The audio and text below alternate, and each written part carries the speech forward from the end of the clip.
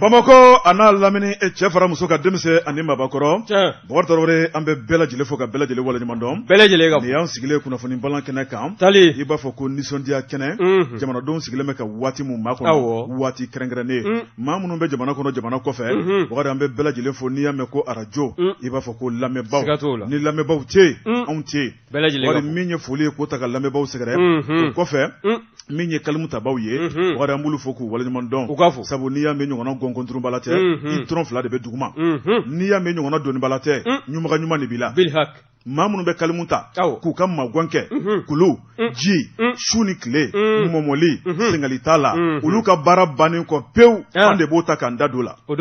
n'an ma dɔɔni fara kan an bɛ dɔɔni tigɛ ka bɔ a la baara ti k'o kan o tuma bi baara kɛcogo filɛ nɛgɛ kɛrɛfɛjuru bɛ an bɛ Jakite bolo ni a tile filanama ye vɛsi do ko nin kolokolo b'a fɛ maa sugu faamu dɛ i bɛ vɛsi do a bɛ min kɔfɛ i b'o dɔn kamalenbaya a bɛ kamalenbaya de ko fɔ karamɔgɔ daba ɲumanna kɔnɔ a t'a fɛ ka saga dɔ kiri vɛsi tɛ bɔ maanifin kana kuma bɛɛ o ye kamalenbaya ye o tuma k'a to Bɔkari Tarawele o tuma nin y'an sigilen karamɔgɔ daba tungara o tuma sɛbɛ kirikila sɔgɔmaden na o tuma min ye kalandenw ye yamaruya di bɛ anw ma Bɔkari Tarawele Bɔ Jabate an bɛ de kɛ yamaruya kɔnɔ kunnafoni min b'an bolokɔrɔ an bɛna da walo o bɛ bɛn Bɔ Jabate naamu masa Ramani ye den min da masaya kama a tɛ sɔn bɛɛ o jininin ka to bamunan na fiyewu ne ko bala cogo bɛ di n tɔgɔ Bɔkari ne bɛ n tɛgɛ don joona l'œil du Mali sɛbɛnnikɛla tɔgɔ ye Abdoulaye Siaka Bagayogo Bɔkari Tarawele a ko 2023 Bɔkari Tarawele dagaba ale bɛna lama Mali kɔnɔ sɛbɛnnikɛla ko a ko cɛmancɛ fanga mun bɛ senna nin waati la a ka ɲi ka ban san 2024 Bɔkari n'a bɛ kuncɛ baara minnu bɛ yen n'olu ŋaniyalen bɛ o baara ninnu de bɛna boloda 2023 kɔnɔ k'a bɛna kɛ wulikajɔ belebeleba ye sɛbɛnnikɛla ko a ko min ye Mali politiki ko ye Bɔkari Tarawele maa tɛna malidenw bagabaga tuguni maa tɛna mana biri malidenw ɲɛna bilen sabu min ye transition cɛbaw ye u ye Mali kura hakilina min ye taabolo kura hakilina danbe min ye faso kanu Bɔkari u y'o bɔ ka yira malidenw na sɛbɛnnikɛla ko a ko n'i ye transition in lajɛ a ma ban fɔlɔ nka Bɔkari Tarawele min kɔni bɔgɔ ye k'a tɛ siɲɛ ka kɛ bin kan a ko transition kɔni kɛra sababu ye ni ka fɛn caman datugulen dayɛlɛ transition kɛra sababu ye ni ka malidenw ɲɛ yɛlɛ fɛn caman na ka malidenw ja min fɛn caman na ka malidenw bɔ fɛn caman kalama a bara ta dɔw di b'a la o ɲɛ tugu ma halisa dɛ a bɛ yɛlɛ o a bɛ yɛlɛ sɛbɛnnikɛla ko Bɔkari Tarawele n'an bɛ taa an bɛ se a ko n'i ye kow taabolo lajɛ le silencieux n'o ye jamanakuntigi ye colonel Asimi Goyita a tɛ kuma nka min y'a ka dabali n'a ka fɛɛrɛw bɛ ɲɔgɔn na ani a jɛɲɔgɔnw Bɔkari Tarawele u ye hakilina min ta ka Mali sɛgɛrɛ ko ɲɛdimi don kɔnɔdimi tɛ sɛbɛnnikɛla ko Bɔkari a ko n'i ye kow taabolo lajɛ min ye campagne n'olu dayɛlɛla sabu kalafili mun da bɛ ɲɔgɔn kan a ka ca kosɛbɛ référendum o min kan ka bolo da marsi nata o ma tɛmɛ ka bɔ yen Bɔkari Tarawele min ye communal ye régional ye conseil du cercle législatif présidentiel o ye février 2024 ye sɛbɛnnikɛla ko a ko n'i ye nin kelen-kelenw lajɛ Bɔkari maa minnu bɛ n'u kanabɔ cɛbaw don hakilina ni dabali ni fɛɛrɛ min b'u bolo f'u k'o da jamanadenw tulo kan a ko o kanabɔli n'o bɛ campagne kofɔ Bɔkari n'i y'a lajɛ maa si tɛ campagne kɛ ni ka den kɔ don i yɛrɛ ma min ye kuma dumanw ye n bɛ nin kɛ n bɛ se nin na nin bɛ n bolo n'a ye n ta n bɛ buru ni sogo d'aw ma n'a ye n ta don o don n bɛ sanji ɲɛma jigin aw kan. ayiwa i ka kumaw la i mana tɛrɛmɛli daminɛ k'a fɔ k'e ma dumuni ko kuma don a la ne bɛ segin a ma. Bɔkari n'i ye sɛnɔgɔ jɔlen kala de b'a kɔnɔ n'i ye Bɔkari ye bi k'a mɛn ŋanaŋana n buramuso ye daraka duman de labɛn ka d'i ma. wa n b'o f'i ɲɛna bɔ e bɛ ne taabolo dɔn n k'a kɛlɛ sababu fo k'an ka furudimi juguya ne tɛ se ka dumuni kɛ sɔgɔma. tuma min na i bɛ to ka buru kala kelen don o tɛ dumuni ye dɛ. sɛbɛnnikɛla ko Bɔkari Tarawele n'i ye ko taabolo lajɛ a ko min ye campagne kumafɔlaw ye Bɔkari k'i dafa mugujalan na ka sɔrɔ a ɲiginji t'i da kɔnɔ min ye kumamugubaw ye ka n'anw sigilen tromper k'an bagabaga k'an nɛgɛn k'an fili Bɔkari Tarawele k'o de banna sɛbɛnnikɛla ko Bɔkari maa o maa ko de bɛna kuma an ye sa waati nataw la an b'an sigi k'i lamɛn Bɔkari min y'i ka hɔrɔnya i ka danbetigiya i ka jamana kanu wari i ka sɔrɔ walima i ka bololankolonya wari i ka maasabaya malidenw ben'u sigi de k'o tɛntɛn k'o lajɛ n'o bɛnna maa min ma o de bɛna k'an ka ɲɛmaa kuraw ye sɛbɛnnikɛlaw ko bɔgɔtɔ de k'a daminɛ bɛjɛ fanga kana bila bi la min ye 92 ani bi cɛ bɔgɔdi mun ni mun de bɛ kuma duman na min ma fɔ malidenw ye a labanna cogo di ye min ye politiki ma joli joli nana bɔgɔdi kana n tromper k'an nafili bɔgɔdi k'an bila senama sira fɛ a taara laban mun na a ko ko de banna Mali kɔnɔ sɛbɛnnikɛlaw ko bɔgɔdi taara min ye campagne n'a dalela bɔgɔdi ko malidenw tɛna yabe kɛ bilen koyi an tɛna fili an yɛrɛ mɔ bilen min ye ladiri ye bɔgɔdi min ye Mali kurako ye lakika min fɔra jamanadenw ye maa min bɛna tɛmɛ n'o Mali kura sira ye maa min na Mali kɛ malidenw sago ye maa min bɛna Mali kɛ malidenw ka hakilina ye bɔgɔdi taara k'an bɛn'o de sugandi k'o sigi an ɲɛfɛ sɛbɛnnikɛlaw ko maire kuraw bɛna kɛ maa minnu ye minnu bɛ se ka commune bɔ nɔgɔ la min ye conseil du cercle ye minnu bɛ se ka na ni hakilina ɲumanw ye bɔgɔdi minnu bɛ se ka kɛ députés ye député jamana kanunaw député minnu bɛna loi ɲɛnamaw voter minnu bɛna jamana gouvernement dɛmɛ minnu t'u ta kɛ wayasi ye ka taa to ka t'i da nanzara jamana ninnu kan k'i sago ni dungɔ kɛ ka san 5 n'o banna ka sɔrɔ ka n'i ɲɛ waga u natɔla ka minɛn cɛ ka na n'a ye parce que passeport diplomatique b'u bolo sɛbɛnnikɛla ko bɔgɔdi taara jamanakuntigi fana min bɛna k'o fana ye o bɛna kɛ maa ye maa min fana bɛ yen ni jamana kanu b'a dusukun na jamanadenw hinɛ makari bɔgɔdi maa min b'i kɔfilɛ jamana la sɛbɛnnikɛla ko a ko nin tɛ waati jan ye bilen koyi bɔgɔdi taara ko malidenw bɛɛ lajɛlen an k'an sigi o kan koyi sabu nin kumamugubaw de bɛna daminɛ o tuma maa si kana fili i ka sugandili ma maa si kana fili i ka maa tata ma maa si kana fili abada ladiri ma wa bon an bɛ min f'i ɲɛna politicien o tɛ girin-girin na nin ye wa ni jamanakuntigi ta waatiw sera o kala ta waati mana se n'an kɔni ye danaya da maa min kan ni nana kana sɔrɔdasi ninnu n'o ye transition maaw ye k'olu ka baara kelen ka n'o furan ka bɔ yen i yɛrɛ bɛ furan ka bɔ yen kana siga t'o la dɛ an t'an da maa kuntugu dɛ abada o banna pewu sɛbɛnnikɛla ko bɔgɔdi taara min ye politikimaw ye ka taa bila maa min bɛ o da tɛ politiki la nka min ye jamana marali kanu b'a dusukun na bɔgɔdi taara ko bɛɛ n'a ka dabali n'a ka fɛɛrɛ bɛ ɲɔgɔn na bɛɛ n'a ka programme bɛ ɲɔgɔn na o tuma ko malidenw bɛn'u sɔnni sigi programme min kan o de ye laadiriya programme ye kunnafoni filani ye wa laadiriya a ka kɛ fana laadiriya min don diɲɛ wɛrɛ ma ɲɛ kana don Mali la tugun o ka dabila an ye min bɔ le du Mali kɔnɔ Abdoulaye Saka Bagayogo ale ka sɛbɛnni don Abdoulaye Saka Bagayogo ka fara le du Mali kan an b'a fasirijɛkulu an b'u bɛɛ lajɛlen fo Bɔ Jabate fandankɛni faama kokɛla n ko nabaliya o de bɛ ni malo cɛ ni ye n tɛgɛ don ni sɛbɛn bɛ bɔ sɛbɛn min k'a ma ko le pays Isa Jigiba nin ye a ka fasiri ye i bɔra ka taabolo min maana dɛ n'o bɛ kalata kofɔ jɛkulu kɛrɛnkɛrɛnlen min fana n'o kan ka sigi sen kan n'o kan ka baara kɛ jamanadenw ye jɛlenya kɔnɔ n'o ye autorité indépendante de gestion des élections ye n'an ko a ma ko EJ e ko u ma yamaruya cɛmancɛ fanga ɲɛmaa fɛ wa colonel Assimi Goïta min n'o a baaraw bɛɛ lajɛlen bɛnna tarata tɛmɛlen ma janvier kalo tile 10 san 2023 baara ninnu bɛɛ lajɛlen bɔra ka kɛ masakɛ yɛrɛ dagayɔrɔ la a bɛ dunanba ninnu bisimila fanfan kɔrɔla min na n'o ye salle de banque de kuluba ye baara ninnu bɔra ka kɛ ye k'a ye fɛn min laɲini o de ye EJ ɲɛmaaya n'o y'a collège ɲɛmaa ye o taa bɛ ka kalifa maa min na n'o ye Musafa Sise ye a n'a baarakɛ ɲɔgɔn Maître Musafa Sise ayiwa komi fasirikɛla e yɛrɛ ɲuman na m'a f'i ye k'an tɛ fɛn fara a kan n'a ye min ye an b'o de fɔ dɛ maître fara kan maître Musafa Sise min ye jamanakuntigi n'o cɛmancɛ fanga ɲɛmaa ye ale kɔni colonel Assimi Goïta a y'a jira maître Musafa Sise la k'a fɔ a n'a jɛɲɔgɔnw danaya dalen filɛ nin ye u kan wa min ye ka kɔni don ɲɛ n'o ye tarata tɛmɛlen ka bɛn janvier kalo in tile 10 ma san 2023 i b'a ye k'a fɔ u y'u kali k'u siyɛ anw ka kiiri tigilamɔgɔ kuribulon tigilamɔgɔw ɲɛkɔrɔ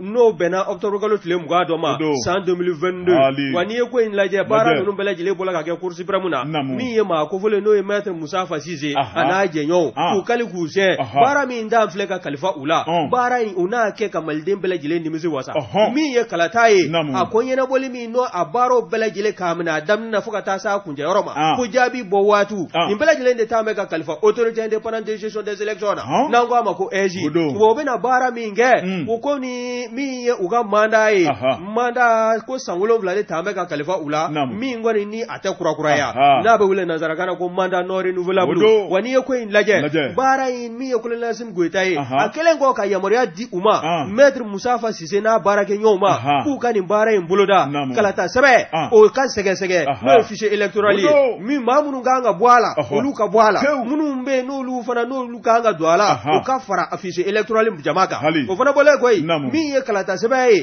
ni o bɛ confection n'o o dilali n'a b'o dilali kofɔ n'o ye confection ye ka taa se impression ma nin bɛɛ lajɛlen kɔni bɛna tɛmɛ EJ ka bolo kan o fana bɔlen koyi campagne kan ka boloda furancɛ ni furancɛ min kɔnɔna na a bɛ daminɛ nin waati in ka taa kuncɛ nin waati nin bɛɛ lajɛlen janto bɛ kɛ nin bɛɛ lajɛlen na o ye EJ ka baara ye o fana bɔlen koyi min ye kalataw mana kɛ kalata do maninfin bɛɛ lajɛlen ka se k'i ka kalata so ye ka t'i ka kalata i jɛnbaa ye o jaabiw fana bɔlen kɔ min ye jaabi ye a ka kɛ jaabi ye min jɛlen don bɛɛ lajɛlen k'a dɔn jɔnko la karisa a ye sanayɛlɛ sɔrɔ walima a ye jɔyɔrɔ fɔlɔ sɔrɔ a n'a ka kan colonel Assimi Goïta n'o y'an ka cɛmancɛ fanga ɲɛmaa ye ale fana y'a jira nin jɛkulu maaw na k'a fɔ fɛn min layililen bɛ u fɛ o de ye kalata ka kɛ jɛlenya kɔnɔ min ye a daminɛ ye fo ka taa kuncɛ baaraw bɛɛ lajɛlen ka kɛ jɛlenya kɔnɔ jaabi mana bɔ kɛlɛ foyi kana ye a la ko bawo ko n'i y'an ka jamana ta ka lajɛ an kɛlen filɛ k'an yɛrɛ sɔrɔ kɛnɛ min kan dɛ min ye kalata jaabi bɔcogo jugu ye minnu bɛ yen n'u b'a fɛ ka makaama ɲini jamanakuntigi yɔrɔ n'u bɛ taa kalata jaabi ta k'a turu a kun kan n'a bɛ taa wolofunɛ na ka jamanadenw kɔ don ɲɔgɔn na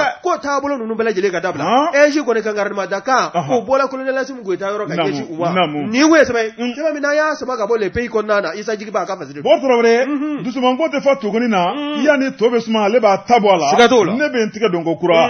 info matin sɛbɛnnikɛla tɔgɔ ye Christelle Kone an denmuso don Christelle Kone ko bɔ Tarawele e sigi tuguni min ye cɛw ye ka choix bɛ ka da fara nanga dɔ k'o ka fara kan a ko n'i ye Maliko lajɛ kuma dɔ la bɔ Tarawele a bɛ maa kinikini a bɛ maa dusu bɔ bɔ Tarawele min ye dugu fila ye balimamaw sinjimaw k'u ye marifa ta ɲɔgɔn kama i b'a fɔ ko gɛri ko mun kɛra sɛbɛnnikɛla ko bɔ Tarawele an ka taa commune rurale de Nuga Nuga ale bɛ Kangaba o marabolo kɔnɔna la bɔ Tarawele tarata tɛmɛnen min ye kunasini an kɔrɔ Bɔkari min ye kɛlɛ belebele tun bɛ dugu fila ni ɲɔgɔn cɛ n'o ye Tombola ale ni Daga Bɔkari ni dugu ye sigiɲɔgɔnmaw ye kabini bɛnbakɛw tile bɔ Tarawele u ma kalakari maa la nka min ye diɲɛnaba nata baara minnu daminɛna n'o ye dugujukɔrɔ nafolo sanu bilen bɔ Tarawele kabini sanu ayiwa an ka taa san Aba allo Aba allo ça va Aba ko ni baasi t'i la tɔɔrɔ tɛ bisimila kibaruya jumɛn bɛ sɔgɔmada in na san ayiwa naam somɔgɔw Aba i b'i ka radio datugu an bɛ ɲɔgɔn sɔrɔ téléphone fɛ voilà i bɛ radio datugu bisimila Aba ko ni baasi tɛ yen tɔɔrɔ si tɛ sankaw b'aw fo bisimila an bɛ Bamakɔ bɛɛ lajɛlen fo ka Mali bɛɛ fo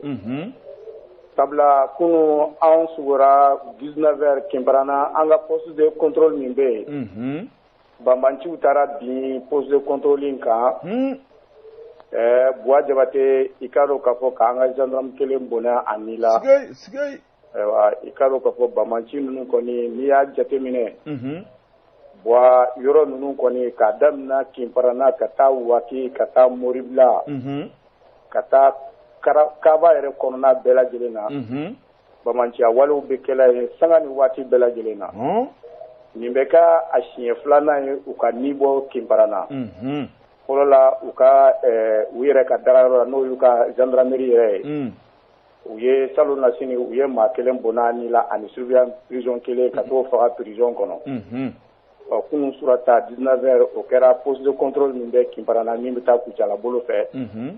u taara bin o yɔrɔ de kan ka an ka gendarme cɛ kelen bɔnna ani la nka maa ninnu an kɔni m'a mɛn k'a fɔ ko maa banan'u la walima i ka dɔn k'a fɔ maa jogin'u la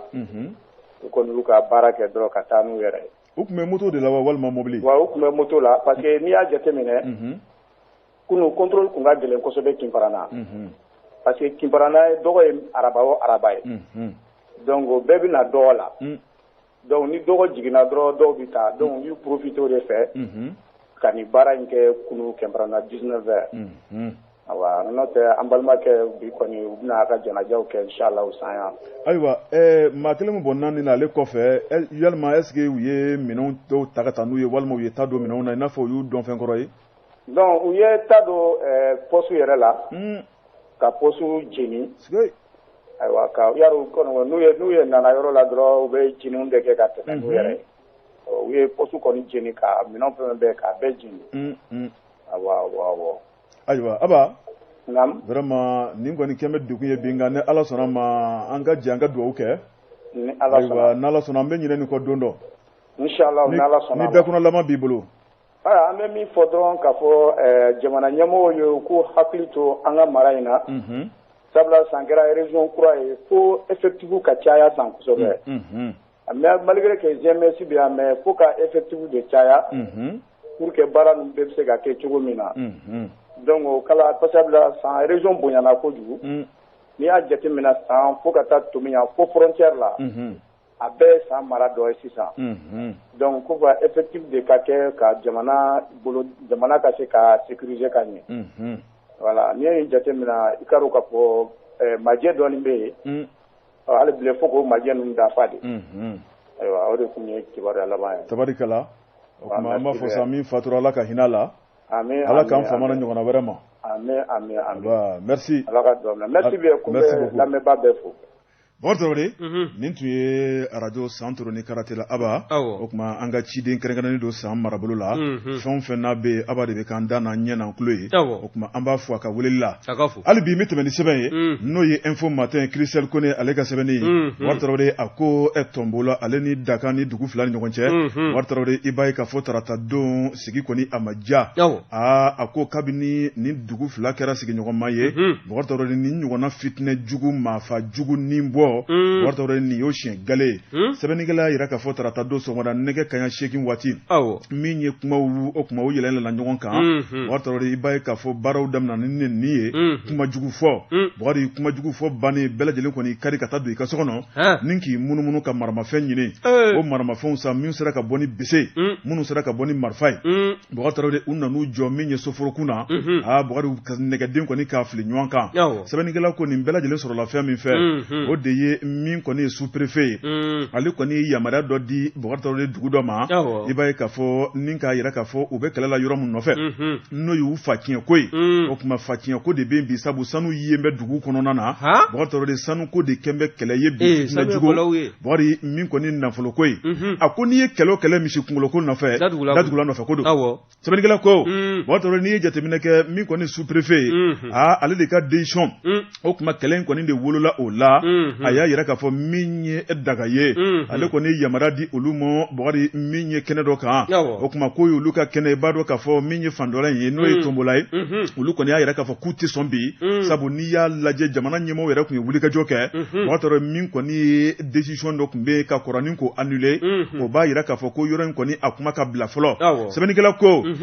min kɔni ye duguma filaw ye u y'u ɲɛsin ɲɔgɔn ma Bakari min kɔni ye kalasi bɛ dɔw bolo min ye lasasi bɛ dɔw bolo kɔnɔfa marifa bɛ dɔw bolo bɛɛ lajɛlen y'i ta sɔsɔ k'a da jɔ ɲɔgɔn na maa 14 o de su yira duguma subhanallah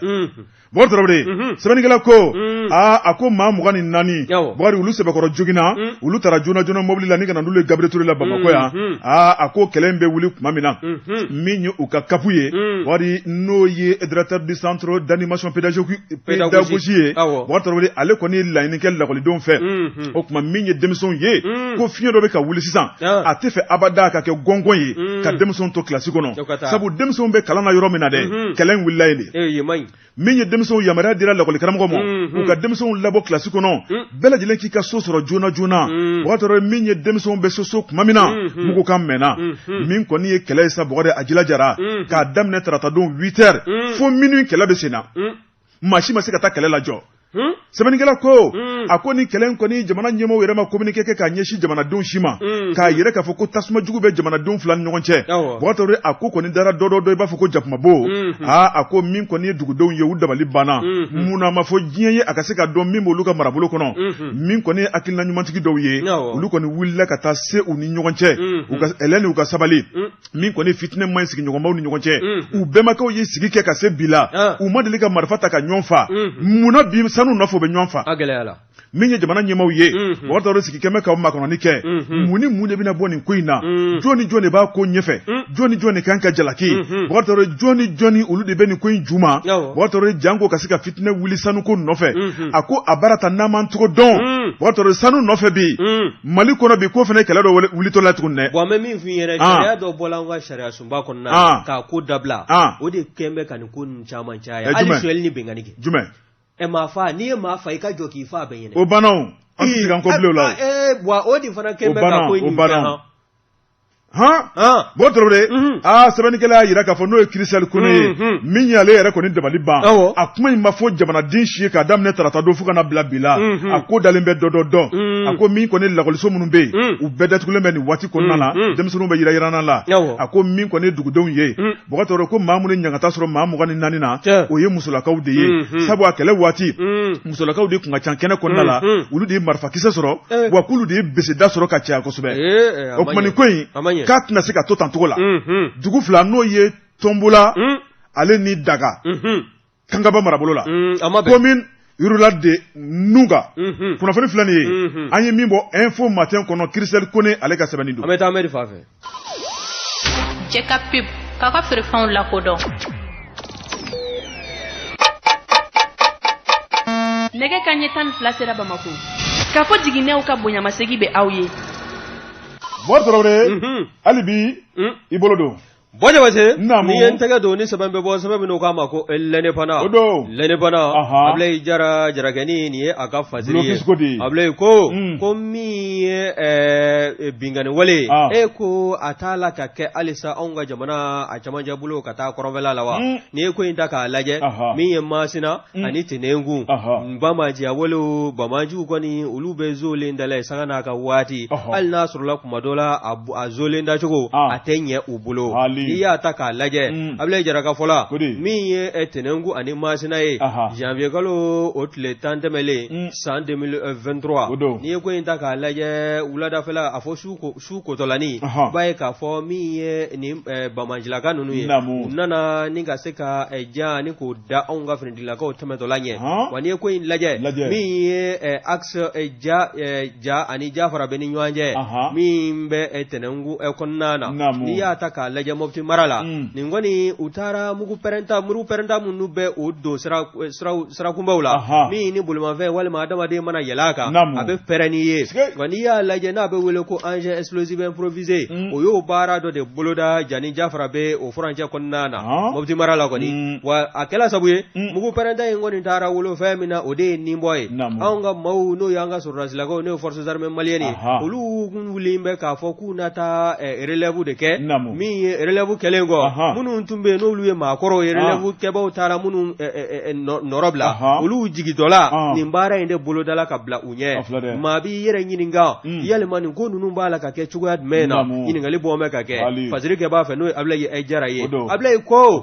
kilomɛtiri damadɔ o yɔrɔ kofɔlen in fana ni yɔrɔ wɛrɛ cɛ dɛ min ye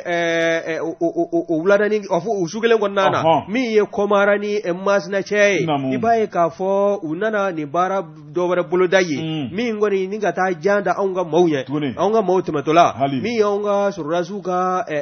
ɲɛmayasoba ye n'o ye état major ye ale ye kunnafoni ni k'a sɛbɛntiya wa u kunnafoni sɔrɔlen i b'a ye k'a fɔ sigakun kɛn bɛ k'a fɔ k'u b'a fɛ ka fara ɲɔgɔn ka yɔrɔ minnu fana na tuguni min ye droniw ye ka taa se an ka yɔrɔ wɛrɛ minnu bɛ yen n'olu bɛ sɛgɛsɛgɛ anw ka sɛgɛsɛgɛlikɛ mansiw bɛɛ nin bɛɛ lajɛlen kɔni ye nin maa ninnu kamaralen ko fɔ min kɔni kɛla sabu ye anw ka finitigilakaw u ka se ka fɛɛrɛ tigɛ wa hakilinajigi min ye Jani Jafara bɛ furancɛ ye min ye commandant de zone ye e ko ma to Bamatɔw fɛ wa min ye anw ka sɔrɔdasilaka maa 14 ye olu tola mugusisi la wa min ye maa 11 ye o kɔni olu banana dɔw yɛrɛ b'u la minnu bana cogo juguyala kosɛbɛ état major ka kunnafoni sɛbɛntiyali kɔfɛ wa n'i y'a ta k'a lajɛ min ye terroriste ye jatigɛ wale kɛba Bamajilaka maa 31 olu kɔni bɔnɛna u ni na k'u kun ci k'u dafara n'a jala a bɛ se fila wa n'i y'a lajɛ min ye bolominɛw ye mobiliw fara marafaw kan ka taa se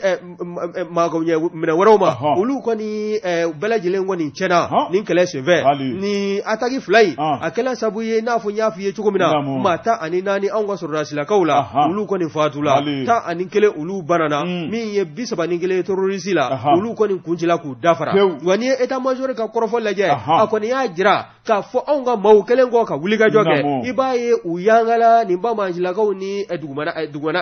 u ni sanfɛla cɛ min ye anw ka pankuluw ye hali droniw ninnu bɛɛ lajɛlen k'u sɔsɔn bɛ mugu la min kɔni y'a bila sa k'i ta kɛ bila ka jigi ye nin terroriste ninnu kan min kɛla sabu ye an ka se ka sebaaya sɔrɔ o kan min ye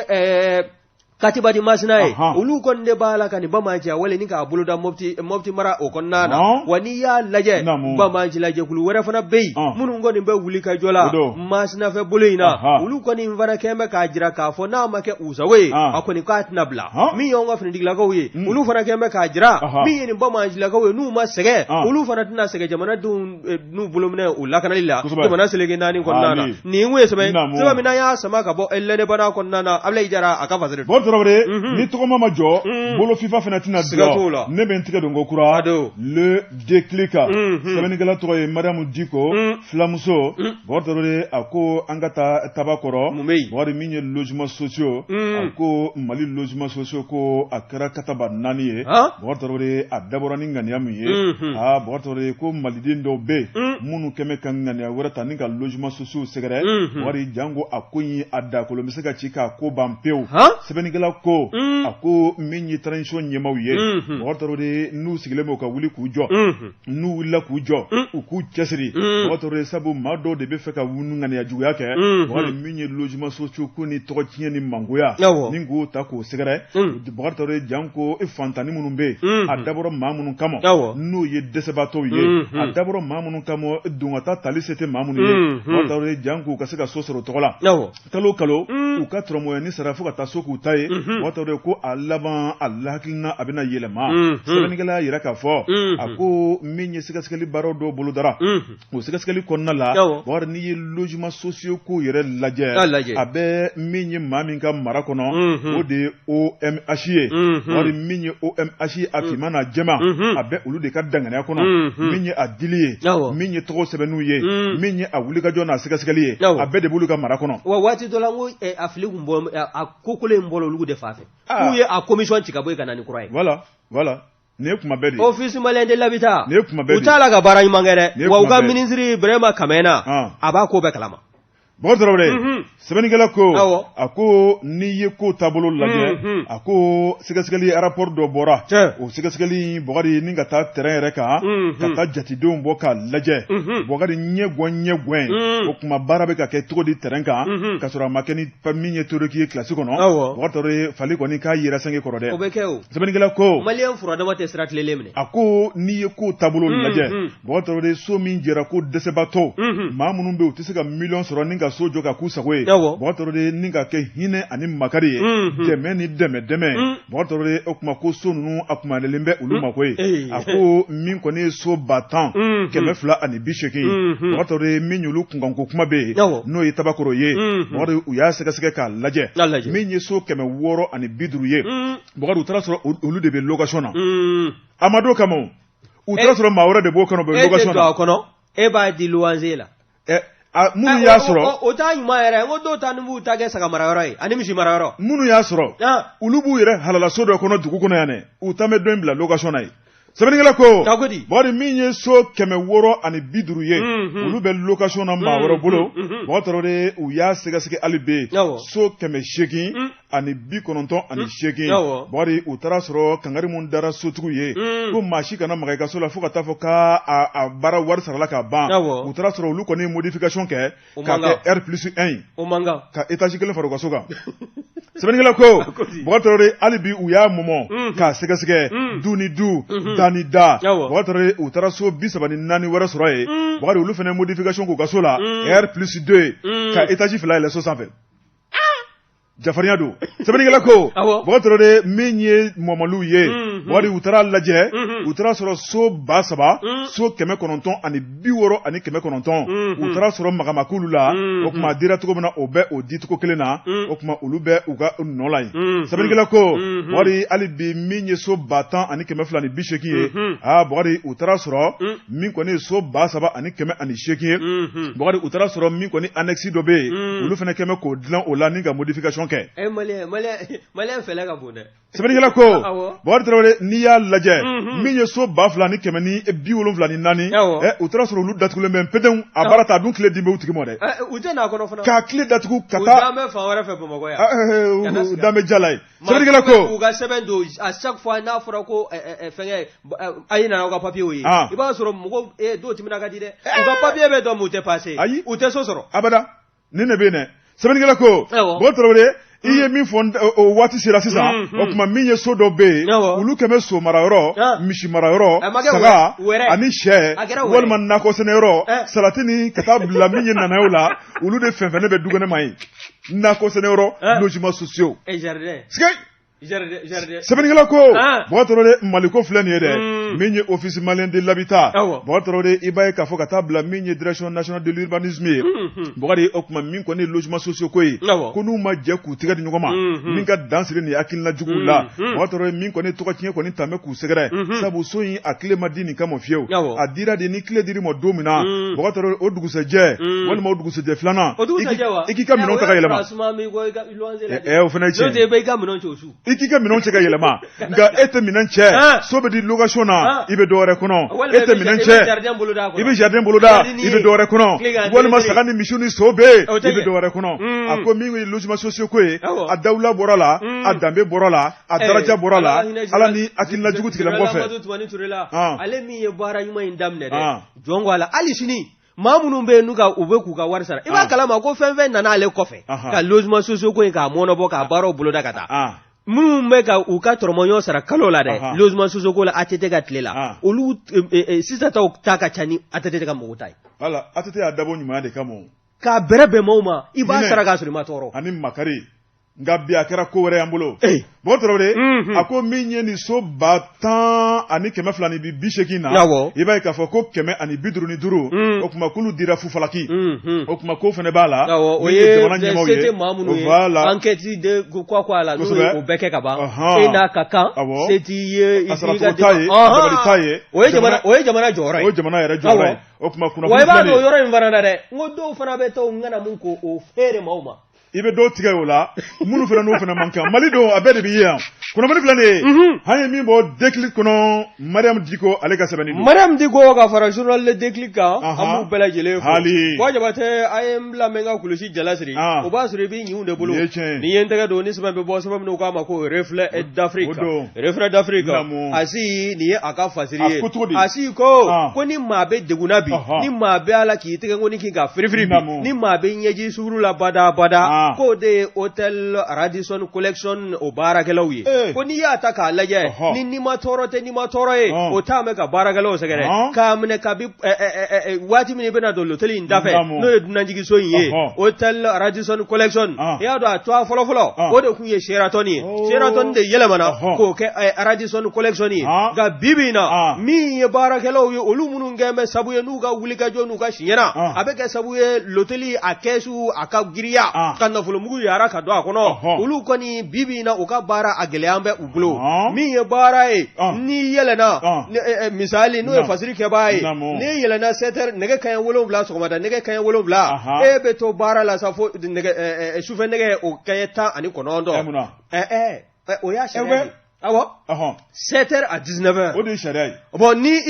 minnu bɛ yɛlɛ ka se 19h ma maa wɛrɛw bɛ n'olu nɔrɔ bila de 19h à 7h du matin o si ɲɛna ye awɔ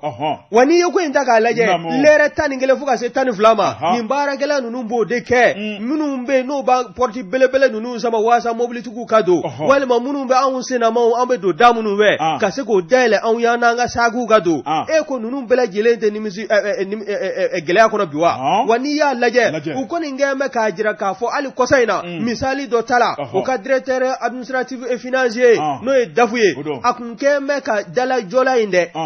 minnu bɛ porti dala ye k'o dɔ de wele k'o ka taa ka ci dɔ kɛ min ni cɛ yɛrɛ takun tɛ kelen ye min ni a ka baara u tɛ ɲɔgɔn sɔrɔ foyi la o banna o min ma k'a fɔ ale tɛ se ka porti bila ka taa dafu ka baara kɛ e ko dafu m'o dulon tile 3 wa o dulonli o taara wolo fɛn min na o de ye a ye tile 3 min kɛ n'a ma baara kɛ dɛ a ka sara ditɔla ma o kalo la i b'a ye k'a fɔ o tile 3 o bɛ fosi ka bɔ a la n'i y'a lajɛ min ye dafu ye o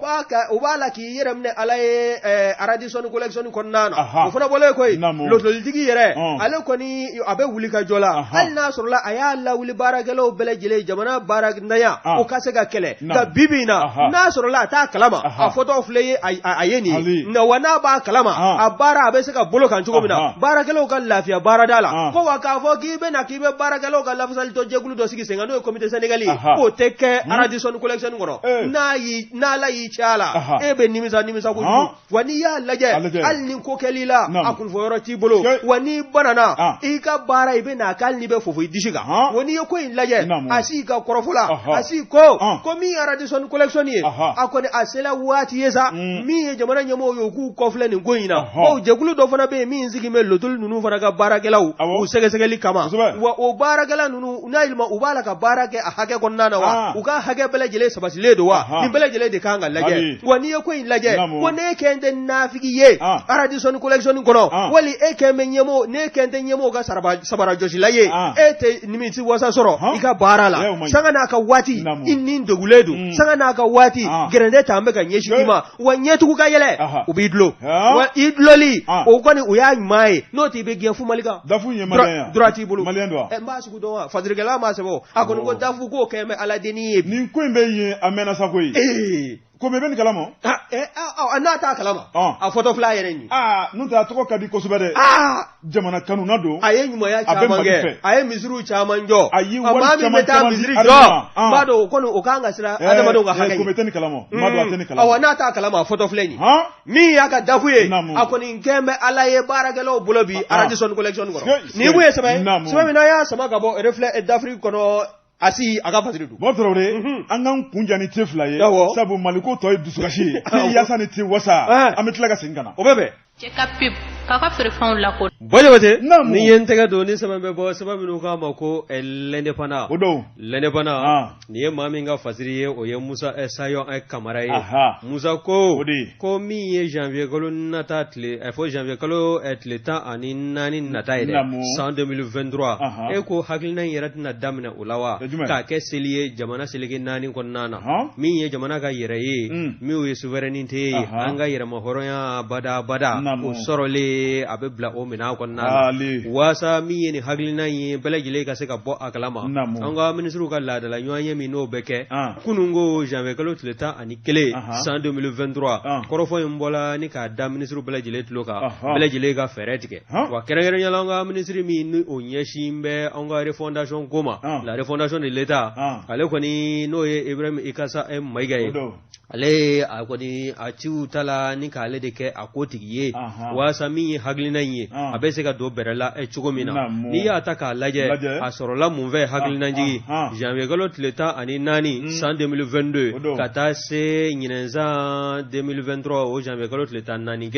i b'a ye ko hakilina ye k'a ye san kelen sɔrɔ san kelen sɔrɔla mun na min ye jamanaden ye 4,000,000 olu de bɔla a donni kama janvier kalo tile 14 san 2022 kɔnɔna na k'a jira k'a fɔ min ye CEDEAO ka binkani wale ye a ye gɛrɛntɛ min ta ka ɲɛsin faso Maliba ma ani UEMOA n'o de ye anw ka jamana a cɛmancɛ fanga ɲɛmaaw n'o y'a marabaw ye ka se ka kala don o taamasen na nka min ye jamana denw ye denmisɛn ni maabakɔrɔ cɛ ni muso bɛɛ lajɛlen kɔni bɔla k'a jira diɲɛma na k'a fɔ CEDEAO ni UEMOA u kana danni ma koyi u ka kabanɔgɔ u k'a jigin k'a da dugukolo kan min ye anw ka jamana ye a tɛ kɛ maa sago ye wa maa minnu dogo bɛ CEDEAO ni UEMOA kɔfɛ k'a fɔ k'i n'anw ka jamana buruja k'a kɛ i sago ye k'o kɔni k'o banna pewu o tile min do tun bɛ yen o tile binna tile kura min bɔla o de ye jamana den bɛɛ lajɛlen jamana kɛra anw ta ye an sago n'a dogo de bɛ kɛ a kɔnɔna na wa maa wɛrɛ ka hakilina tɛ lamarisi anw ka jamana kɔnɔ o tɛ waleya anw ka jamana kɔnɔna na o de kɛra sabu ye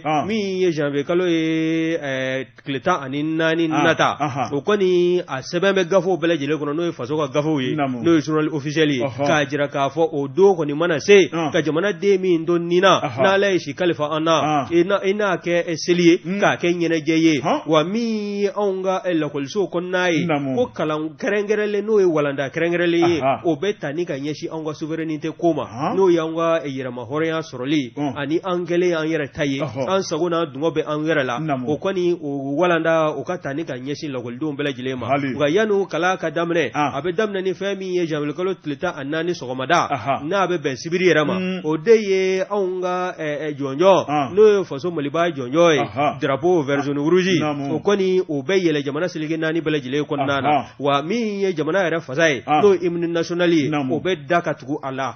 balego min ye jamana yɛrɛ ɲɛmaya bulo ye olu kɔni u ye laseli kɛ u y'a jira k'a fɔ min ye ni hakilina ye a bɛ don bɛrɛ la wa a bɛ kɛ sabu ye bɛɛ lajɛlen ka bɔ a kalama wa sinsin bɛ bɔlɔ damadɔ min kan n'i ma ɲɛ k'i bɛ na an dɛmɛ an kungo la i b'an bonya k'an to an ka sira kan min ye anw ka taabolo ye jamana ka kelenya o kɔni o tɛ kuma mugu tɛ an ni maa si cɛ o la wa min y'anw baarakɛɲɔgɔnw ye n'o ye an ni maa minnu tɛgɛ di bɛ ɲɔgɔn ma n'o ye partenaires ye o kɔni k'olu sugandi an sago n'an dungɔ na o fana o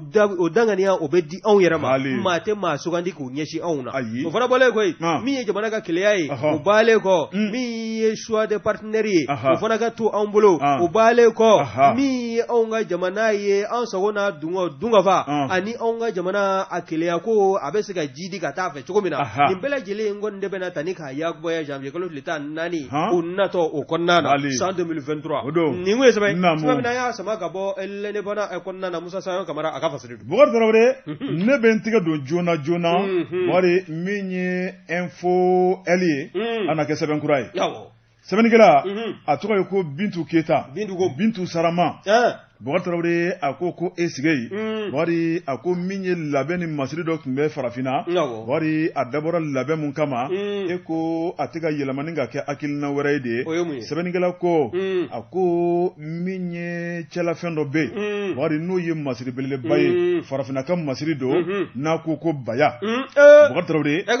sɛbɛnnikɛla ko baya i ye min mɛn kɔni baya awuzubilayi ne m'a sɛbɛn e m'a sɛbɛn min y'a sɛbɛn o ye min sɛbɛn an bɛ k'o de lakari Bukari Tarawele sɛbɛnnikɛla ko Bukari Tarawele nin ye masiri duman belebeleba ye farafinna ka masiri don a ko n'i y'a lajɛ farafinna tilebiyanfan masiri in ale bɛ matarafa yan kosɛbɛ a ko min ye denmisɛnninnaka ka taa bila ɲɛnatigɛ Bukari Tarawele a ka di bɛɛ ye a ko n'i y'a lajɛ Bukari Tarawele a to n ka kalan kɛ sɛbɛnnikɛla ko Bukari a ko n'i y'a lajɛ a kumaba bɛ yen a misɛman bɛ yen Bukari Tarawele a ɲɛ filɛli feereli daminɛ ne t'o kalama wa a kumaba n'a misɛman a to n ka sɛbɛnni kalan Bukari Tarawele sɛbɛnnikɛla ko a couleur ɲɛ sugu bɛɛ bɛ yen Bukari dɔw yɛrɛ bɛ yɛlɛ ko ni courant tigɛra a ma se min ye kɔlɔsi wɛrɛ ka ta bilen Bukari i na baara gɛlɛya sa dɛ i ta kɛ namunamɛ sɛbɛnnikɛla ko Bukari Tarawele n'i y'a lajɛ a dabɔra min kama Bukari Tarawele o de ye min ye kɔkɛ ye ka se ka n koja kɔkɛ ye k'an nege don kɔkɛ la k'an kɛrɛ kɔkɛ la Bukari Tarawele ka baara k'a nɔgɔya kɔkɛ bolo Bukari Tarawele k'a dabɔra n'o laɲiniw de ye Bukari Tarawele ko n'i y'a lajɛ wari ko camancɛla fɛn don nka min ye diɲɛ laban tile hakilina kuraw ye Bukari Tarawele a bɛ to ka siri sen fɛnɛ na n'i ye nin bɛɛ lajɛlen bɛɛ bila minɛn min kɔnɔ Bukari Tarawele o de ye ka se ka dɔ fara n ka saniya kan ka dɔ fara n ka yeleku kan jango n ye cogo bɛ se ka ɲɛ cogo min na nka minnu b'a siri u sen na dɛ u t'a dɔn k'a fɔ k'o t'anw ka jamana tabiya ye n'o yelila bɛɛ a bɛn bɛ dugu dɔ la nka a bɛn tɛ faso Maliba kɔnɔ n'a yelila bɛɛ an b'i kɛ ɲugutɔ fɛn ye